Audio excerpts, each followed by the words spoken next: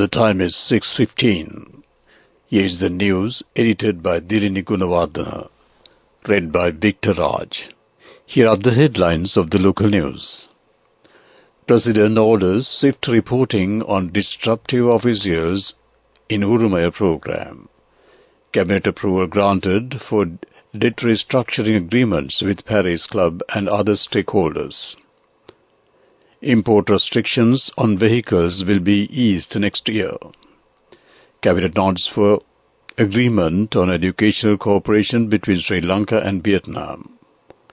Plans are underway to promote marine tourism in the eastern province. Foreign news: the first Biden-Trump debate scheduled for this Thursday. Sports news: cricket. Afghanistan secure a historic T20 World Cup semis. Local news in detail. President Ranil Wickremesinghe has revealed that while numerous government officials are diligently working on the Urumaya program to distribute freehold land deeds, a small faction is attempting to undermine these efforts. He has called on the public to report any obstructive officials to their local MPs, who will then pass this information on to him directly. Emphasizing that no one should be deprived of their rightful heritage, the President called for the support of all MPs, regardless of party affiliation, to ensure the program's success. President Wickremesinghe made these remarks at a ceremony held at the Veerasingham Stadium, Ampara today, where symbolic land deeds were awarded to 2,758 out of 20,000 eligible recipients from 17 divisional secretariat divisions in the Ampara district under the Urumaya National Program, which aims to distribute 2 million freehold land deeds. Senior advisor to the President on National Security and Chief of Presidential Staff Sagal Ratnayaka has instructed relevant officials to provide maximum support for the successful organization of the Bora Community's Spiritual Conference and Annual Convention in Sri Lanka. These instructions were given during a discussion regarding the facilitating the upcoming Bora Conference and Convention. It was held at the Presidential Secretariat yesterday. The Bora Conference and Convention are scheduled to take place from the 7th to the 16th of July at the Bambalapitiya Bora Mosque and the Sri Lankan Convention and Convention Centre, coinciding with the Bora Community's Spiritual Conference in Karachi, Pakistan. Approximately 15,000 members of the Bora community from various countries are expected to attend this event. Cabinet spokesperson Minister Dr. Bandula Gunawardana said Cabinet approval has been granted for signing of debt restructuring agreements with Paris Club and other stakeholders. Speaking during the Cabinet press briefing held today, Minister Gunawardana said the relevant agreements will be signed tomorrow. A Sri Lankan delegation comprising the Secretary of the Finance Ministry, State Ministers and other relevant officials have left for France for the discussions with the Paris Club group of major credit countries. Furthermore, the minister stated that the President assured the detailed information regarding all the agreements being signed in this manner will be submitted to the Parliament. This news comes to you from the Sri Lanka Broadcasting Corporation. Continuing with more local news, the proposal to enter into an agreement on educational cooperation between Sri Lanka and Vietnam for the period 2024 to 2026 has received a cabinet nod. The government states that the need to further develop cooperation in the field of higher education between Sri Lanka and Vietnam has been identified, due to which the two parties have agreed to implement the agreement reached during the period of 2017-2020 with amendments for the period of 2024 to 2026. The objective of this agreement is to exchange information and experience related to development and innovation in the field of higher education, promote bilateral cooperation programs between research institutions, exchange scholarships for undergraduate or postgraduate studies in the field agreed upon by both parties, and exchange students-scholars between universities and research centers of the two countries.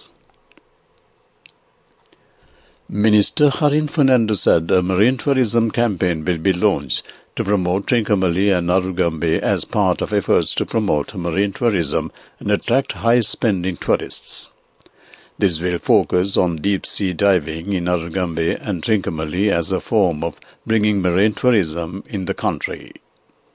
Both these areas in the island eastern coast has sunny weather around August, as the beach tourism hotspots in the south and western coasts are struck by monsoon rain.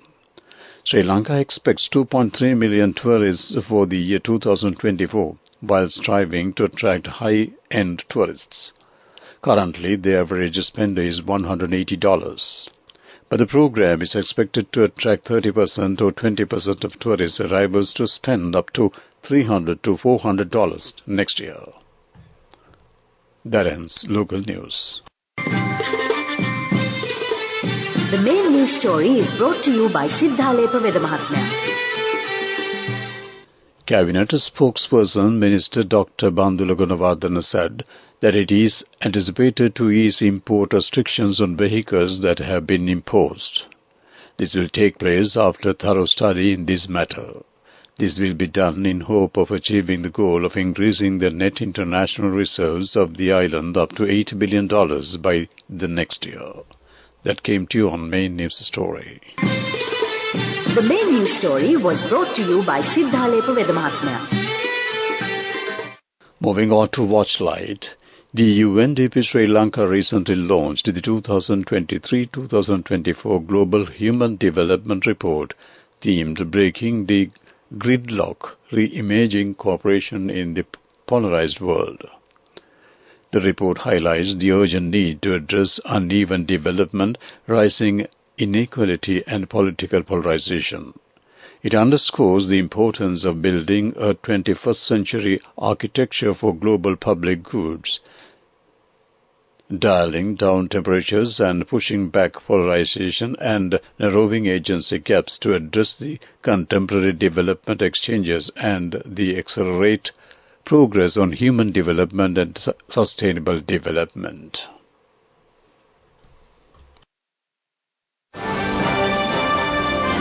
Coming up, World News.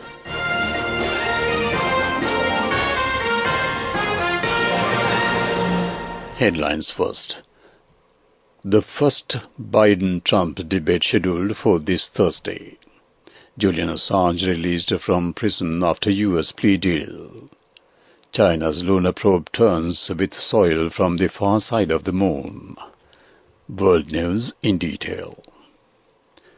President Joe Biden and his Republican predecessor, former President Donald Trump, will face off in Atlanta, Georgia, for the first of two debates ahead of November's vote on Thursday. They will spar in issues ranging from the economy and foreign wars to immigration and the future of democracy for 90 minutes. Critics point out a slip-up, stumble, or verbal miscue could cement concerns about their advanced age, with the potential for reshaping an already tight presidential race as voters began to pay attention. WikiLeaks founder Julian Assange has been freed from prison in the United Kingdom and is travelling home to Australia after he agreed to plead guilty to a single charge of breaching the espionage law in the United States. He will plead guilty to one count of the conspiracy to obtain and disclose classified U.S. national defense documents, according to a filing in the U.S. District Court for the North Mariana Island. Assange will appear at a court in Saipan, a U.S. Pacific territory, on Wednesday, where he will be sentenced to 62 months of the time already served. China's Chang'e 6 probe returned on Earth on Tuesday with rock and soil samples from the little explored far side of the Moon in a global first. Chinese scientists anticipate the returned samples will include 2.5 million-year-old volcanic rock and other material that scientists hope will answer questions about geographic differences on the Moon's two sides. While the past US and Soviet missions have collected samples from the Moon's near side, the Chinese mission was the first that has collected samples from the far side. To wrap up the world news, let's take a look at the headlines once again. The first Biden-Trump debate scheduled for the Thursday. Julian Assange released from prison after U.S. plead.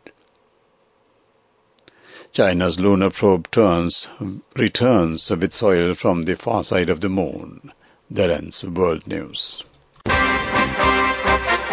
Development news. Sri Lanka's textiles and apparel industry has showcased the country as a sourcing destination at an exhibition in the United Kingdom. The primary goal of Sri Lanka's participation in the exhibition is to discover new buyers and provide a boost to the country's apparel export sector, aiming to increase apparel sectors to the United Kingdom by $1 billion in 2026. Sri Lanka unveiled its Your Vital Island brand to reaffirm its dedication to meeting global standards while preserving its distinctive identity.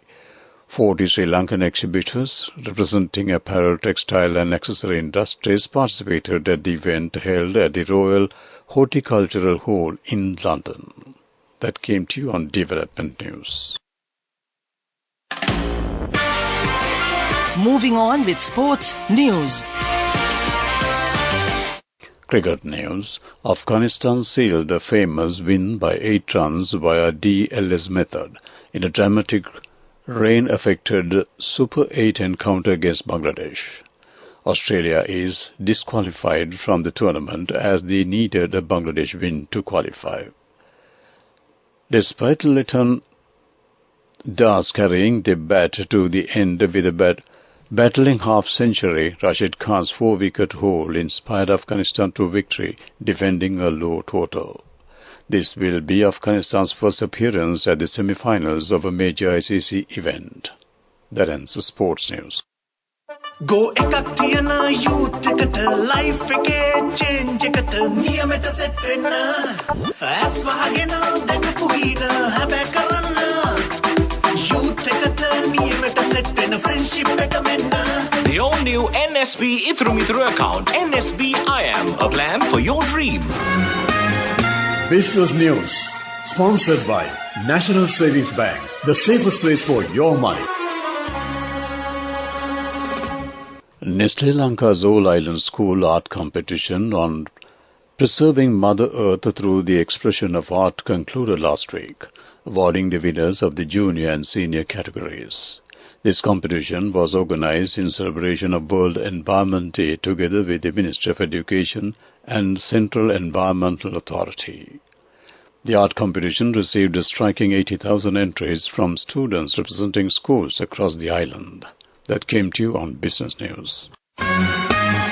Business News, sponsored by National Savings Bank, the safest place for your money.